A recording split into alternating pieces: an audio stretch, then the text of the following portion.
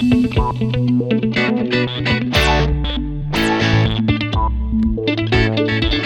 pabayaan nga ng ina? Kinausap mo ba? Ayoko na makialam.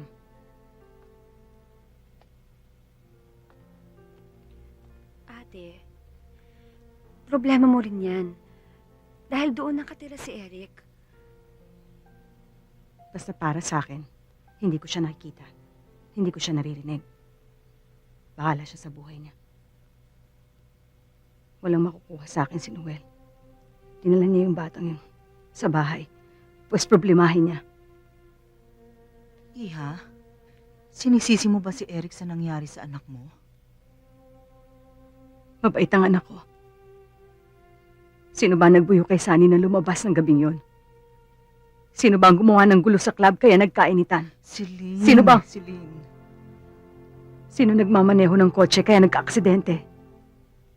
At huwag niyo na akong pangaralan. Sawang-sawa na ako sa pangaralan tao. Na walang may kasalanan. Na walang may gusto sa nangyari. Na aksidente na hindi sinasadya. Patay na ang anak ko. Kumbinsihin niyo ako na walang may kasalanan kaya nangyari. Kumbinsihin niyo ako na kailangan mangyari yan kaya walang dapat sisihin.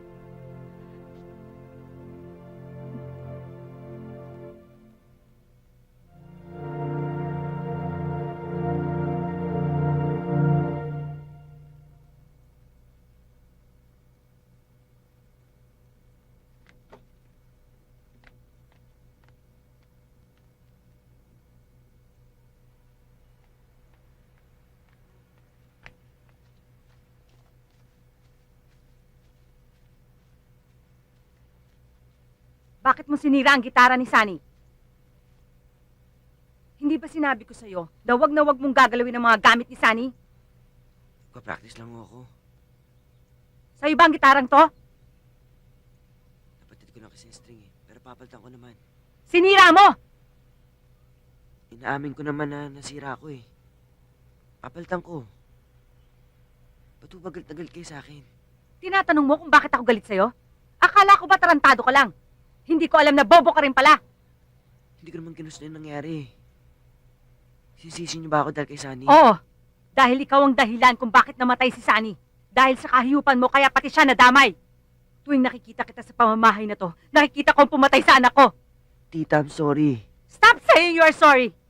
Kahit ilang milyong beses ka mag-sorry, hindi mo may babalik ang buhay ni Sunny. Hindi ko sinasadya. Hindi mo nga sinasadya, pero ikaw ang dahilan. At kung hindi dahil sa'yo, buhay pa sana ang anak ko. Bakit ikaw pa nabuhay? Mas mabuting tao ang anak ko kesa sa'yo. Tinatanong ko ang Diyos kung bakit hindi ikaw namatay. Dahil wala kang silbi sa mundong ito. Sinisira mo ang lahat. Matapos ang lahat ng ginawa ko para sa'yo, sinira mo lahat. Lahat ng hinahawakan mo nasisira. Mamatay ka! Mamatay ka! Mamatay ka! Ikaw ang